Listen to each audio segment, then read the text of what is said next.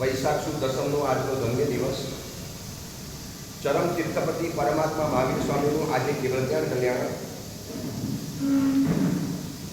નૈસારના ભૌમાંથી પરમાત્માએ જે એક સાધના પંથ ઉપર ચાલવાની શરૂઆત કરી, પરમાત્મા ચાલતા ગયા, વળી પાછા ક્યારે ગવડતા ગયા, વળી પાછા ચાલ્યા. 2 વખત પરમાત્માનો સંસાર વધી ગયો, 2 વખત નરકની અંદરમાં ગયા. આ બધી જ ભવ ભ્રમણની યાત્રા પરમાત્માની વિચારીએ तो एम लगતું હતું કે પ્રભુને કેવળ જ્ઞાન કેવી રીતે મળશે, પ્રભુ को केवल ज्ञान कैसे मिलेगा. तीर्थंकर बन्या પછી 7મી નરકની અંદરમાં ગયા હોય તો એકમાત્ર તીર્થંકર ભગવાન મહાવીર. तीर्थंकर बन्या પછી 7મી નરક સંકિત પામ્યા પછી લગભગ કોઈ જીવ 7મી નરકની અંદરમાં ન જાય, પણ પરમાત્મા મહાવીર એટલા બધા ક્રોધ કસાયથી આવિષ્ટ બની ગયા કે પ્રભુનો આત્મા 7મી નરકની અંદરમાં રવાના થઈ ગયો. આ રીતે પરમાત્મા ઉપર ચડ્યા, નીચે પડકાયા, ઉપર ચડ્યા, નીચે પડકાયા. मात्र एक भगवान महावीर एवा छे. प्रियभाई તમને ખબર છે 24 તીર્થંકરમાંથી સૌથી પહેલું સંકેત પામ્યા છે પરમાત્મા મહાવીરનો આત્મા છે. કેટલા ભવો પહેલા જ્યાં સુધી 23 તીર્થંકર પરમાત્મા આ અવસર પેઢીના વર્તમાન 24ના 23 તીર્થંકર પરમાત્મા સંકેત નતા પામ્યા, એની પહેલેથી સંકેત પામ્યા છે ભગવાન મહાવીર નૈસારના ભવની અંદર. છતાં પણ આશ્ચર્યની ઘટના એ છે કે સૌથી છેલ્લે મોક્ષની અંદરમાં કોણ ગયા છે? ભગવાન મહાવીર. સૌથી પહેલો સંકેત કોણ પામ્યા? મહાવીરનો આત્મા. અને સૌથી છેલ્લે મોક્ષની અંદરમાં ગયા પરમાત્માની ભવ ભ્રમણની યાત્રા. આજે આપણે એની વાત નથી કરવી. આ ભવ ભ્રમણની યાત્રા કરતા કરતા કરતા લક્ષ્ય પરમાત્માનું એક જ હતું કે મારે સર્વજ્ઞ બનવું છે, મારે 4 ઘાતી કર્મના ભૂકા બોલાવી અને કેવળ જ્ઞાનની ભેટ મેળવવી છે. મોક્ષ નગરની અંદરમાં જવા માટેની ટિકિટ સમાન કેવળ જ્ઞાનને પ્રાપ્ત કરવું છે. અને આખરે પરમાત્મા એ પામીને જ રહ્યા. આપણે ભગવાનના જીવનમાંથી આ જ શીખવું છે કે એક જીવનની અંદરમાં ટાર્ગેટ નક્કી કરો, ગોલ નક્કી કરો, ડેસ્ટિનેશન નક્કી કરો. મુझे यहाँ जाना है, પછી ત્યાં જવામાં ક્યારેક આમ પણ જવું પડે, ક્યારેક ઉલટા પણ જવું પડે. અને ભગવાન ગયા ઉલટા. જવાનું હતું આ બાજુ અને 7મી નરકમાં પણ પ્રભુ ગયા છે. જવાનું હતું આ બાજુ અને 4થી નરકમાં પણ ભગવાન એકવાર જઈ આવ્યા છે. વિસ્મય ભવે થઈ સિંહ 4થી નરકે ગયા, 4 ચોથી નરકમાં ગયા, 7મી નરકની અંદરમાં ગયા. પરમાત્માએ 2 વખત તો સંયમ જીવન છોડી દીધું, પ્રભુએ નિગાણું વગેરે કર્યું. આ બધું જ ઉલટા માર્ગે ગયા છતાં પણ લક્ષ્ય નક્કી હતું કે મારે એક દિવસ સર્વજ્ઞ બનવું છે, મારે કેવળ જ્ઞાન પ્રાપ્ત કરવું છે. અને બરોબર આજથી 2581 વર્ષ પહેલાની આ ઘટના છે. 2581 વર્ષ પહેલાની આ ઘટના. આજે કેવળ જ્ઞાન પર્વને કેટલામું વર્ષ થયું? 2581મું વર્ષ. આજે આપણે કેવળ જ્ઞાનને લક્ષીને કેટલીક વાતો કરવી છે. દુજુવાલિકા નદીના કિનારે કિનારે આપણે ચાલીશું. દુજુવાલિકા ખૂબ ધન્ય છે. ગઈકાલે અચાનક આજે તો ઘટનાના સંયોગો કેવા ગોઠવાયેલા છે. પૂજ્યપાદ રામચંદ્ર સ્વામીના સમુદાયના મુનિ ભગવાન છે પ્રસન્નદત્તી વિજય મહારાજ. હું કેટલા વખતથી એમની સાથે કોન્ટેક્ટ કરવા માંગતો હતો, કારણ કે એ એરિયામાં ફરી અને એમને રુજુવાલિકાનું સાહિત્ય બહુ ભેગું કર્યું. જયેશભાઈ ગઈકાલે બપોરે ખાલી ફોન પર વાત થઈ. મેં આવો એક કાર્યક્રમ આપણે રુજુવાલિકા બોલાવે છે. મને કે તીર્થંકર પરમાત્માના કેવળ જ્ઞાન કલ્યાણકની ઉજવણી લગભગ તો કોઈ કરવા તૈયાર નથી, અને તમે આ હેડિંગ ઉપર લાગ્યું છે રુજુવાલિકા બોલાવે. મને કે આજે સવારે રુજુવાલિકા નદીના કિનારે ધ્યાન કરવા ગયેલો હતો. અને એટલે ગઈકાલની વાત છે. ગઈકાલે કઈ તારીખ હતી? 17. મને કે આજે સવારે રોજ રુજુવાલિકા નદીના કિનારે ધ્યાન કરવા જાઉં.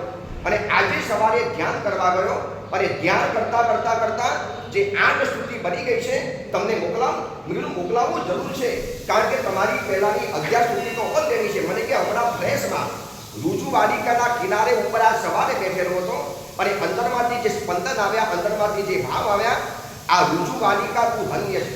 કદાચ તમારા મોબાઈલની અંદરમાં પ્રવીણભાઈ નાખી દીધું હશે અને એની પહેલા પણ એક પીડીએફ આવી ગઈ છે મોબાઈલમાં, લગભગ આવી હશે. આ સ્તુતિઓનું જે કાગળ આપણે આ નહીં, રુજુવાલિકા તું ધન્ય છે નહીં, બીજો એક કાગળ એનું કદાચ મોબાઈલની અંદરમાં નાખવાનું કીધેલું હતું, આવી ગયું હશે બધાની પાસે. તો તમારો મોબાઈલ ઓન કરીને રાખજો, મોબાઈલમાં તમને જોવા માટે મળી જશે.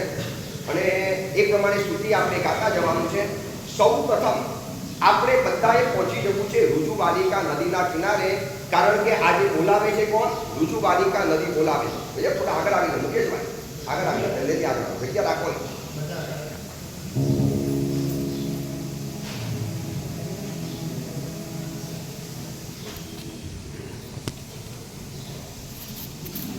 ઋતુવાલિકા નદી આજે આપણને આમંત્રણ આપે છે કે આવો મારા તટ ઉપર ભગવાન મહાવીર પધાર્યા. હિન્દુસ્તાનની અંદરમાં ગંગા, ગોદાવરી, કાવેરી, નર્મદા, તાપી, મહીસાગર કેટલી બધી નદીઓ છે. આ નદીઓને જે સૌભાગ્ય નથી મળ્યું એના કરતાં પરમ સૌભાગ્ય પ્રાપ્ત થયું છે ઋતુવાલિકા નદી. ઋતુવાલિકાનો મતલબ શું ખબર છે? ઋતુ એટલે એકદમ કોમળ, એકદમ પોચી, અને વાલિકા એટલે જેની માટી છે. મતલબ એ થયો કે તમારું હૃદય અગર પોચું હશે તો તમે પણ ઋતુવાલિકા બની ગયા, અને આપણા હૃદયના કિનારા ઉપર ભગવાન મહાવીર પર સ્વયં પગલાં કરવા તૈયાર. હૃદય જો કઠોર હશે, હૃદયની અંદરમાં જો દયાનો ભાવ નહીં હોય, હૃદયની અંદરમાં જો કોકના પ્રત્યે પ્રેમનું સ્પંદન નહીં હોય, ઋતુ એટલે સોફ્ટ, એકદમ કોમળ, અને વાલિકા એટલે રેતી. ઋતુવાલિકા બોલાવે છે. ઋતુવાલિકા નદીના કિનારા ઉપર આજના દિવસે 15 ઘટના બનેલી હતી. એને આપણે જાણવી છે. એ જાણતા પહેલા આપણે કેટલી સ્તુતિઓ ગાવી છે. ઋતુવાલિકા તું ધન્ય છે. એની પહેલા એક સરસ મજાનું ઋતુવાલિકાનું ગીત લઈ લઈએ, અને ત્યાર પછી 4 સ્તુતિને આપણે ગાઈશું. ઋતુવાલિકા તું ધન્ય છે, ઋતુવાલિકા તું ધન્ય છે. આપણે ઋતુવાલિકાના કિનારે કિનારે કિનારે આગળ વધતા પરમાત્માની કેવલ જ્ઞાનની આજે આપણે સફળને પ્રાપ્ત કરવી છે. આજના દિવસે ઋતુવાલિકાના કિનારા ઉપર 15 ઘટનાઓ જે ઘટેલી હતી એને પણ જોવી છે, અને સાથે સાથે ઋતુવાલિકા કહે છે કે મેં પ્રભુને જે જાણ્યા, મેં પ્રભુને શું ઘરમાં અભાવ, પાણી ઘરે આવે, કપડાવાળા ઘરે આવે, તમે કહો તો ઓનલાઈન વાળા ખાવાનું ઘરે આપી જાય, ગેસ ઘરની અંદરમાં આવે, છાપુવાળો ઘરમાં આવે, દૂધવાળો ઘરની અંદરમાં આવી જાય. આ બધી જ વસ્તુ જ્યારે ઘરમાં આવે છે, ક્યાં તમારે કપડાં ધોવા નદી કિનારે જવાનું, ક્યાં પાણી ભરવા કૂવા ઉપર જવાનું, ક્યાં લીપણવાળા મકાનો છે. કોઈ અભાવ હવે વર્તમાન સમયની અંદરમાં નથી. 2 કલાક 3 કલાક ભર બપોરે પિયરમાં મજેથી વાતચીત થતી હોય, ક્યાં અભાવના દુઃખો રહેલા છે. જે છે એ જીવનમાં શેના દુઃખો રહેલા છે? સ્વભાવના દુઃખો. અને સ્વભાવના દુઃખોને દૂર કરવા હોય તો પ્રભુના 9 નેચરને મારે પણ સ્વીકારવાનો, તમારે પણ સ્વીકારવાનો. ચલો, નંબર 1 પ્રભુનો પહેલો નેચર છે લવિંગ નેચર. પ્રભુને જોજો, જ્યાંથી પણ પ્રભુને જુઓ, પ્રભુએ બધાને પ્રેમ જ કર્યો છે. ઇન્દ્રભૂતિ અહંકારી આવ્યા ત્યાં પણ પ્રેમ કર્યો. ગોશાલા જેવો શિષ્ય આવ્યો ત્યાં પણ પરમાત્માએ પ્રેમ કર્યો. પછી સુનક્ષત્ર સર્વાનુભૂતિ જેવા આવ્યા ત્યાં પણ પ્રભુએ પ્રેમ કર્યો. ચંડકોશિક જેવો સર્પ ડખવા માટે આવ્યો ત્યાં પણ પ્રભુએ પ્રેમ કર્યો. તમે જોજો, પરમાત્મા મહાવીરે પ્રેમની વરસાદ વરસાવવામાં કોઈ કમી ના નથી છોડી. જન્મ્યા ત્યારથી પરમાત્માએ પ્રેમ કર્યો છે. ખબર છે? હજી તો માના પેટમાં પરમાત્મા છે ત્યાંથી પ્રભુએ પહેલો પ્રેમ બતાવ્યો. પ્રભુએ સૌથી પહેલો પ્રેમ ક્યાં બતાવ્યો છે? માના પેટમાં બેસીને. ખબર છે શું વિચારે હતું? કે મારા હલન ચલન થવાના કારણે मेरी माता को कितना कष्ट पड़ता होगा, मेरी माँ कितनी परेशान होती होगी, इससे अच्छा तो मैं पेट में वस्तु ले जाऊँ, स्थिर થઈ જાઉં. અને માँ दुखी बनी गई. हड़े में से कपड़े, चूड़ी में से कपड़े, मले में से कपड़े, जगीए में से कपड़े. माँ વિલાપ કરવા મળી. કલ્પસૂત્રમાં લખ્યું છે. અને પ્રભુએ બરોબર 48 મિનિટ પછી જોયું કે મારી માँ કેટલી મજાની અંદરમાં હશે. જોયું તો માँ તો રડતી થઈ. પ્રભુએ અવધિજ્ઞાનો ઉપયોગ મૂક્યો. માँ કેમ રડે છે? માને લાગ્યું કે હવે તો બેટાની લાટ નથી વાગતી, હાથ નથી વાગતા, અંદરમાંથી કોઈ ઘર હરતો નથી, મારો ઘર ચાલી ગયો લાગે છે. અને પ્રભુને લાગ્યું કે મારી માતા મને હજી નથી જોયો તો પણ આટલો બધો પ્રેમ કરે છે. અને માતાના પ્રેમના કારણે સ્થિર થયેલા પરમાત્મા માતાના પ્રેમથી વળી પાછા હલ્યા. એટલે ખબર શું બોલ્યા? નો મહી મેં સે ગબ્બે, નો હળી મેં સે ગબ્બે, નો ગલીએ મેં સે ગબ્બે. અને વાતાવરણ આનંદ મંગલ છવાઈ ગયું. હજી આગળ બતાવી દઉં. માના પેટમાં બેઠા બેઠા એવા દીકરા જોયા છે કે જેને જન્મ લીધા પછી માને પ્રેમ કર્યો હોય. આવા દીકરા ઘણા છે. પણ પેટમાં બેઠા બેઠા માતાને પ્રેમ કર્યો હોય તો માત્ર એક જ તીર્થંકર છે. કોણ? મહાવીર. ખબર છે શું અભિગ્રહ લીધો? જ્યાં સુધી મારા માતા પિતા જીવતા છે ત્યાં સુધી સંયમ જીવનનો સ્વીકાર નહીં કરું. સંયમ જીવન લેવા માટે તો પ્રભુનો જન્મ થયેલો. તીર્થંકર થવા તો પ્રભુ જન્મેલા હતા. પણ માતા પિતાનો પ્રેમ, મારી માં મને નથી જોતી તો પણ જો આટલો બધો પ્રેમ કરે છે તો મારી માતા મારા વિયોગને સહન નહીં કરી શકે. વર્તમાન સમયમાં માતા પિતાને પ્રેમ કરનારા ઘટ્યા. વર્તમાન સમયમાં પતિ પત્નીના પ્રેમ ઘટ્યા. વર્તમાન સમયમાં ગુરુ અને શિષ્યના પ્રેમ ઘટ્યા. વર્તમાન સમયની અંદરમાં સંઘ અને સંઘના જે સાવક સાવિકાઓ કહેવાય એના પર આપસના પ્રેમ ઘટવા માંડ્યા. એની પણ નિંદાઓ થવા માંડી, એની પણ ઈર્ષાઓ થવા માંડી. જ્યાં પ્રેમનું વાતાવરણ હોય ત્યાં પરમાત્માનું અવતરણ થાય. અને ઋતુવાલિકા કહે છે મેં પ્રભુને કેવા જોયા છે? લવિંગ નેચરવાળા. બહુ જાદુ વિવેચન નથી કરવું. સમય આપણા હાથની અંદરમાં ઓછો છે. પ્રભુની નવ ઓળખાણ કોણ આપે છે? ઋજુવાલિકા નદી આપણને બોલાવીને આપે છે. ઋજુવાલિકા બોલાવે છે કે આવો, મેં પ્રભુને આવા નિહાળ્યા છે. તમને ખબર છે, પ્રેમ કરતા હોય એને પ્રેમ કરવો એ તો બહુ દુનિયાનો સહેલો નિયમ છે, પણ તમારે તિરસ્કાર કરતા હોય તો પણ એને પ્રેમ કરવાનો. તમને ખબર છે પ્રભુની પ્રેમની પરાકાષ્ઠા ક્યાં જોવા માટે મળી? 6 મહિના પરેશાન કરનારો સંગમ દેવતા જ્યારે દેવલોકમાં પાછો જાય છે અને છતાં પણ પ્રભુએ પ્રેમથી એને 2 પશુના દાન આપ્યા છે. આપણે શું કહેવાય છે? લવિંગ નેચર. આપણે કહી શકીએ આવું? 6 મહિના પરેશાન કરનારી વ્યક્તિ હોય અને આખરી સામે જોવા માટે આવે, 4 થપ્પડ મારી દેવાનું મન થાય. નાલાયક, આવી મારી જીવનની પરેશાની તે પેદા કરી નાખી. અને પ્રભુએ ઈશ્વર દાસમાં ગયો ભદ્રમ શ્રી વીરજીના નેત રહ્યો. પ્રભુની 2 આંખમાંથી કરુણાના બુંદ પડી ગયા. આજે વૈશાખ સુદ દસમનો ધન્ય દિવસ, પ્રભુનું કેવળ જ્ઞાન કલ્યાણ અને પ્રભુને કહેવાનું, પરિવાર લઈને બેઠો છું તો મારા પરિવારમાં પ્રભુ લવિંગ નેચર વાળો બનું. એવું નેચર મારો પણ નથી, કદાચ તમારો પણ નથી. મને પ્રેમ કરે એને મારે પ્રેમ કરવાનું, મને જે પ્રેમ ન કરે એને મારે પ્રેમ નહીં કરવાનું. આ આપણા ગણિત છે. પ્રભુ કહે છે કે મને તિરસ્કાર કરે છે એને પણ મેં જીવનમાં પ્રેમ કરેલો છે. ચંડકોશિકને પ્રેમ કર્યો, કોઈ કરી શકે? ગોશાલાને પ્રેમ કર્યો, કોઈ કરી શકે? જમાલીને પણ પ્રભુએ પ્રેમ કર્યો, કોઈ કરી શકે? એ પરમાત્માએ કરી બતાવ્યું. નંબર 2, પરમાત્માનો બીજો નેચર છે સ્માઇલિંગ નેચર. સ્માઇલિંગ નેચર એટલે હસતા જ રહેવાનું. કોઈ ગમે એટલી પીડા આપે, તકલીફ આવે, તમે જોજો મહાવીરની મૂર્તિ હંમેશા આપણને હસતી જોવા માટે મળશે. પ્રભુ જંગલમાં ગયા તો પણ હસ્યા, પ્રભુની ઉપર કાળચક્ર ફેંકાયું તો પણ પ્રભુ હસતા રહ્યા. પ્રભુનું સ્માઇલ ક્યારેય બદલાયું નથી. અને તમે જોજો આખા દિવસમાં છે ને આપણા મોઢા ક્યારેક ચડી ગયા હોય, ક્યારેક પડી ગયા હોય, ક્યારેક ઉતરી ગયા હોય. મેં એમના પુસ્તકમાં વાંચ્યું, સંસાર એટલે શું ખબર છે? જ્યાં પત્નીનું મોઢું પડી ગયું હોય, પતિનું મોઢું ચડી ગયું હોય અને બાળકોનું મોઢું ઉતરી ગયું હોય, આનું નામ સંસાર. શું થયું? પતિનું મોઢું પડી જાય, પતિનું મોઢું પંક્તિ. આપણે કદાચ અડધો કલાક બોલવા જઈએ વગર માહિતી તો ઘણું બેસી જાય. આ તો અમને પ્રેક્ટિસ છે માટે વાંધો નથી આવતો. તમે જોયું છે ને ઘણી વાર મહાવીર જન્મનો વાંચન બરાડીને ચડાવવા બોલવા જાય ને, બીજા દિવસે ઘણું આખું ચોપ થઈ ગયું હોય. મહારાજી હવે છે ને જાહેરાત નહીં થાય, એક જ દિવસમાં ઘણું બંધ. અને પરમાત્માએ કેટલી દેશના આપી છે, પણ ઋજુવાલિકા કહે છે કે પ્રથમ દેશનાની શરૂઆત મારા આંગણાથી થઈ. ભલે દેશના ક્ષણભરની થઈ, ભલે પ્રભુએ વાઇન્ડઅપ કરી, પણ પહેલી દેશના તો મારા ત્યાં થઈ. દીધી ક્ષણભર દેશના નિષ્ફળ ગઈ નિર્ધાર. પહેલી દેશના તો ભગવાને મારા આંગણે આપી છે, એટલે પ્રથમ દેશનાનું સૌભાગ્ય મને પ્રાપ્ત થયું. અને સમવસરની પરંપરા આગળ વધતી ચાલી. આ અપેક્ષાએ જોવા માટે જઈએ તો ત્યાર પછી 30,000 સમવસન પરમાત્માના બન્યા. કેટલા બન્યા સ્ટ્રક્ચર સમવસનના? 30,000, 30,000. પણ આ બધાની શરૂઆત ક્યાં થયેલી હતી? ઋજુવાલિકાના નદીના કિનારે. નંબર 10, પરમાત્માએ મારી કિનારા ઉપર મૌનનો પચકા, મૌનના પારણા કર્યા. પ્રભુને કેટલા વર્ષનું મૌન હતું? ખાલી એકાદ ઘટનાને બાદ કરો. ચંડકોશિકને પ્રભુ ખાલી એક શબ્દ બોલેલા. શું બોલેલા? પૂજ્ય ચંડકોશિક. આનાથી વધારે ભગવાન બોલ્યા નથી.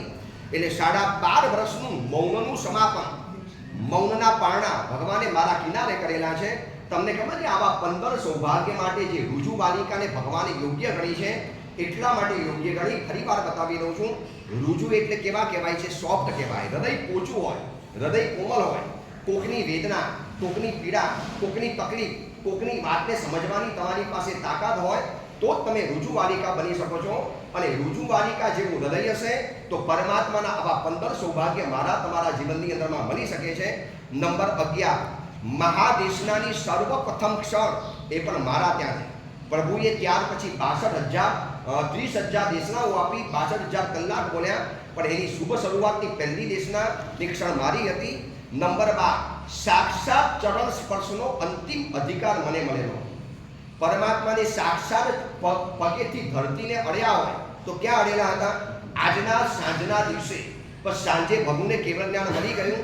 હવે પ્રભુ સાક્ષાત ધરતીને ક્યારે સ્પર્શ નહીં કરે, નવકમલ ઉપર વિહાર કરશે. નંબર 14, પરમાત્માનો સુગંધી શ્વાસોચ્છ્વાસનો પણ મને સ્પર્શ અનુભવાયો. નંબર 15, તપસ્યાનું પણ પરમાત્માને અંતિમ સમાપન થયું.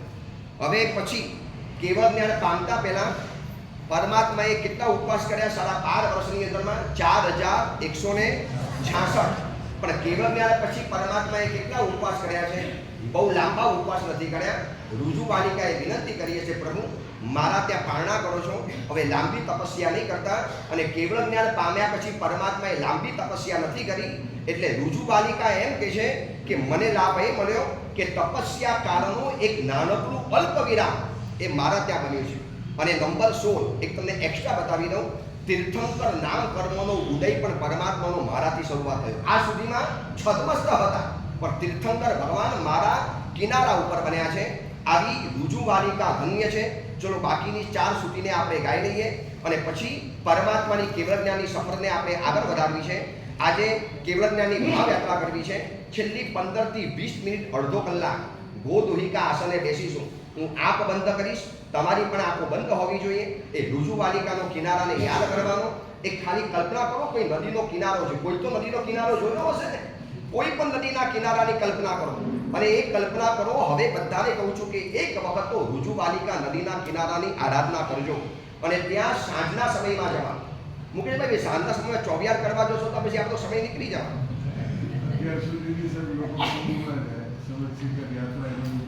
હા, ભલે ટૂરમાં જતો ના નથી પાડતો, પણ સાંજના સમયમાં જજો. એક રાત ત્યાં વિતાવજો, એક રાત રહેજો અને ધર્મશાળાની બારીને રાતના સમયમાં ખોલજો અને યાદ કરજો કે આવી જ એક રાત હતી કે પરમાત્માને કેવળ જ્ઞાન મળ્યું અને અહીંયાથી પરમાત્માએ 175 કિલોમીટરનો એક જ દિવસમાં વિહાર કર્યો છે. કેટલો વિહાર? મેં કાલે છે ને રાતના સુતા ખાલી વિચાર્યું, ગરમીના કારણે ઊંઘ નથી આવતી, એટલે વિચાર્યું કે અમે સાધુ જીવનની અંદરમાં છીએ ને અનિલભાઈ, આ સુધીની અંદરમાં રેકોર્ડ છે કે 1 કલાકમાં એક મહાત્મા 7 કિલોમીટરથી વધારે નથી ચાલી શક્યા. એક રેકોર્ડધારી મહાત્મા હતા, લાંબી હાઈટ હતી, ચાલવામાં સુપર સ્પીડ વાળા હતા. વધીને 7.5 ખેંચીને 7.5 કિલોમીટર કર્યા. હવે માનો આપણે એક અંદાજે પરમાત્માને આજે વૈશાખ મહિનો છે ને, અત્યારે સૂર્યાસ્ત લગભગ 7 ને પછી થાય છે. હવે 7 ગણો ને, ડાઉન ફિગર 7 વાગ્યાનો સમય ગણો. માનો 7, સવા 7ની આજુબાજુમાં પ્રભુને કેવળ જ્ઞાન મળ્યું અને સમાવસનમાં બેઠા, વાઇન્ડઅપ કર્યું, દેવતાઓ નીચે આવ્યા. આ બધું કરતા કદાચ 8 વાગી ગયા છે. પ્રભુએ 8 વાગે વિહાર કર્યો અને પરમાત્મા કોઈ પણ જગ્યાની અંદરમાં સૂર્યોદયના સમયે ભગવાનની દેશના શરૂઆત થઈ. આ ફિક્સ નિયમ. એટલે સૂર્યોદય સમયમાં પરમાત્મા અપાપા નગરીમાં પહોંચી ગયા છે. અત્યારે વૈશાખ મહિનામાં સૂર્યોદયનો સમય શું રહેલો છે અને એ એરિયામાં સૂર્યોદય જલ્દી થાય છે, બરોબર છે. માનો હવે આપણે આપણા મુજબ ગણીએ તો સાંજે પરમાત્માએ 8 વાગે વિહાર શરૂ કર્યો. એ જ અપલોકે વિહાર શરૂઆત કરી અને પરમાત્મા ત્યાં દેશના આપવા માટે અત્યારે સૂર્યોદયનો સમય શું છે ખબર? 6 વાગ્યા ગણો એટલે 8 થી 6 ની અંદરમાં કેટલા કલાક ગયા? 10 કલાક. 10 કલાકમાં શું પ્રભુએ એવરેજ પકડી હશે? શું પ્રભુની ચાલવાની સ્પીડ રહેલી હશે? 175 કિલોમીટર પરમાત્મા ખાલી 10 કલાકની અંદરમાં ચાલી હતા. 8 કિલોમીટરની સ્પીડ ગણો તો પણ કેટલા કિલોમીટર થાય? 80 કિલોમીટર. આ કેટલા ચાલ્યા કરું?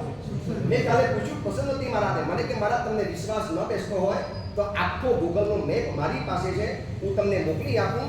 ગિરિડી સ્ટેશન અને અહીંયાથી આખો રસ્તો પસાર થાય અને વચમાં કયા ગામ આવે છે બધું મને બતાવી આપ્યું કે ઋજુ બાલિકાથી એક્ઝેક્ટ શરૂ કરો કે હું પોતે આ રસ્તે એકવાર ચાલીને ગયો છું, પ્રભુના પગલે ચાલવા કેવી રીતે મને 175 કિલોમીટર મારી ડાયરીની અંદરમાં નોંધેલું છે.